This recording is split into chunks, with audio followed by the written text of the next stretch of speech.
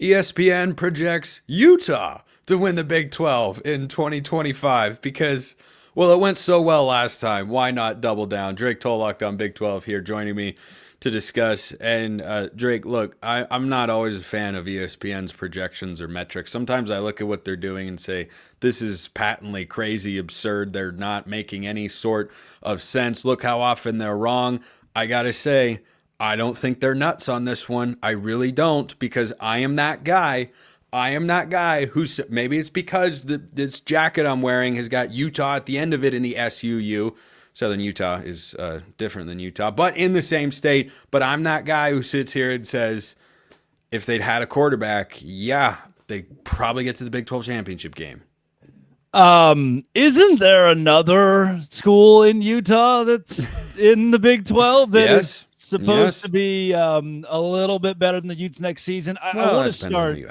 I want to start there. I do believe that BYU, and so does ESPN, while they have Utah in their college football championship, in their college football playoff championship, they have BYU as the number 9 team in the preseason of their way too early rankings out of their top 25. So can we figure out which one it is? Do we really like the Utes? Do we really like the Cougars? Do we really like both? And if I am an Arizona State, speaking on behalf of Big 12 fan bases, or Kansas State, or Iowa State, or Baylor, or Texas Tech, who was great in the transfer portal, even at TCU, I'm saying, hey, whoa, well, why not me ahead of Utah? Think about me first. Come on, guys, I'm on the upward trajectory. And that's where I can't completely wrap my head around this is trajectory. Utah should be a top 10 Big 12 team next year. Utah is still one of the most formidable programs in this conference. They came in as the big dog, and they won 2 Pac-12 championships in the last 3 years in that conference. They move in here, they go 5-7, they lose to Houston, they lose to Arizona State. They have a dud of a football season. That Oklahoma State win, now it's for naught. That same team finished 3-9. I believe Utah is formidable, but to have them in the playoff, from 5-7 to the playoff, that's where, Spencer, I mentioned this earlier this week on my show, is the 4 letters of ESPN. You don't need clickbait. You don't need in your projections to have Michigan, Ohio State playing in the first round, which they do, by the way. You don't need 2 SEC teams squaring off in the first round and the winner plays an SEC team, because we know that's not how the playoff's going to go. They're just putting this stuff out, which is a crazy thing for literal ESPN to do,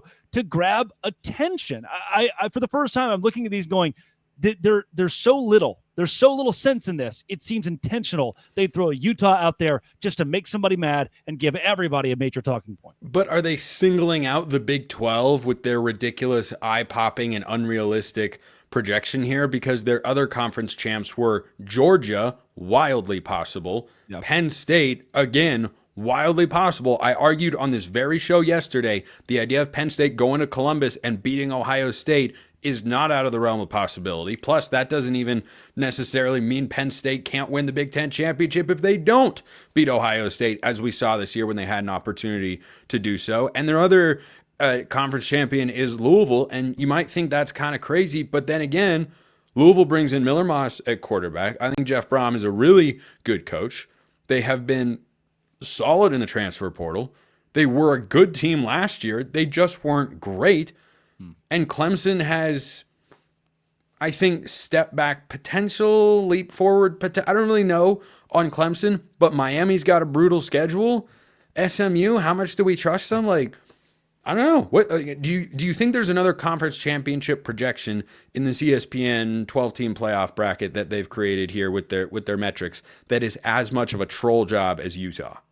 I don't think so. I would agree with you there. And there are a couple of different brackets that ESPN's leaning on. One of them is Bill Connolly's, which seems a little more reasonable. Connolly has Ohio State, BYU, Clemson, and Texas all getting buys.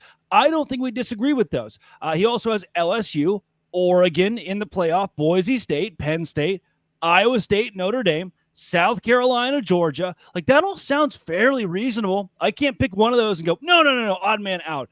Where the one they're actually touting, like the big one that ESPN's like, you know what, push it, is the one that has North Carolina. That's where you get, it's less the conference champions. It's more the additional things they've added into it just to make it spicy. North Carolina included, Michigan, Ohio State in round 1 included, and then Utah winning the Big 12. So if I'm a Big 12 school, a Big 12 fan base, number one, I'm like, dude, That's really stupid. Why would you put Utah ahead of us? We were a lot better last year and have an upward trajectory. But number 2, I would take this with a grain of salt. And then if I'm a Utah fan, I would believe. I would buy in. Kyle Whittingham, 2 Pac-12 championships those last 3 years, as I already mentioned. And the defense held teams to 20.7 points per game last year. And with a good chunk of personnel on the defense coming back, Whittingham's team can contend. Jason Beck, Devon Dampier. There's still a chance that Utah, last year's preseason champion, could come back and win it all. Athlon has them at number 9, and they're way too early Big 12 power rankings. That's much. Whoa. 9? No, 9's fine. 9's fine. 9 is not fine. By the way, earlier you said they can be one of the 10 best teams in the Big 12. Like, that's an accomplishment. That's like saying, well, they're an NBA playoff team if you count the play-in tournament. Like, yeah, that's 2/3 of the league. Sure. The Big 12 is that deep. Where to 10 is a bowl game. You're going to go to a bowl game. We talked about it last year. There were 8 schools that could have won a Big 12 championship. There were 8 schools on the last weekend that had like a mathematic possibility to go and win a Big 12 championship. But think about Arizona State. They're better than Utah. I'm putting my life savings on this. Kansas State, better than Utah. BYU, better than Utah. Iowa State, Texas Tech, Baylor, TCU. Here's where it gets a little foggier around like the TCU Kansas range. I still have those teams better than Utah. Utah at 9 makes a lot of sense to me. It feels a little low. If Dampier is healthy, I'm just saying. If Dampier is healthy, if KJ Jefferson's healthy, we keep saying this that what this guy can make. If Daquan what do you mean keep saying this? Healthy, we had a 1-year experiment. We keep having but Daquan Finn or KJ Jefferson, we see these guys who are either banged up or they're really good at a lower level. They're going to do it. They're going to be the catalyst for change, and they walk in and they're just not as good as we want them to be. Cam Ward though, like there are guys who prove it differently. That's who was in my head. Though we see it, I think more often than not, we just kind of bury it where a Daquan Finn gets a multi-million-dollar NIL deal at Baylor and then within 3 games is no longer the starter there and is now back at Miami of Ohio in the MAC. I think it's much more likely that happens to Dampier than he becomes a Heisman contender. Sorry. Okay. So as you look at the Big 12 power rankings going into next year, but I'm not saying I agree. I'm just saying okay. And we're going on to my next question here. If not Utah as your preseason Big 12 favorite, the odds would say it's Arizona State or Kansas State. I don't hate either of those picks. Arizona State has a lot coming back that's not just limited to Sam Leavitt and Jordan Tyson. They have done really well in the transfer portal to bring in guys that I think are going to help them out. They clearly have a really good coaching staff. I like the Arizona State pick. I really do, and it's crazy to say after such a 1-year turnaround from 3 wins to 11 and nearly the Final Four of the college football playoff and playing Ohio State, and they're 1 play away from beating Texas. But I mean, should that be your Big 12 favorite, or would you look at Kansas State with Avery Johnson going into another year? I really do favor these 4 teams. Texas Tech. Sorry.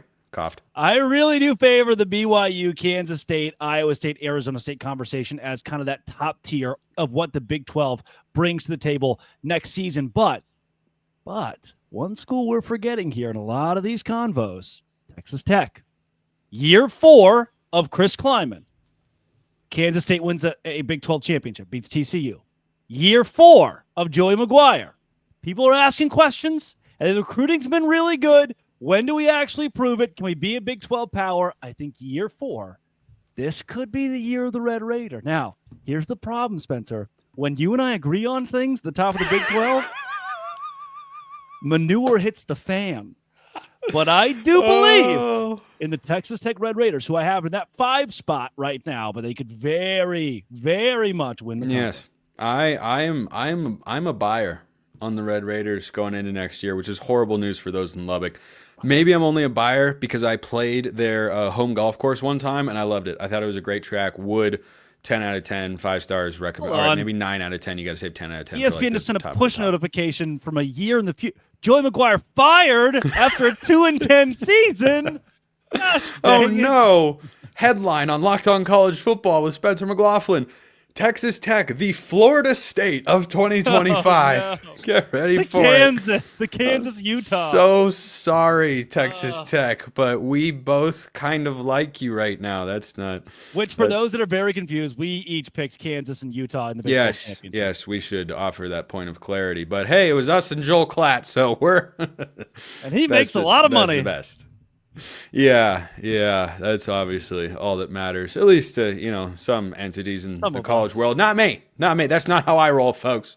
Not how I roll, folks. You know how Syracuse is going to roll through their schedule in the ACC? They're going to stumble some more, and they had this amazing under-the-radar season, and I don't know how they back it up.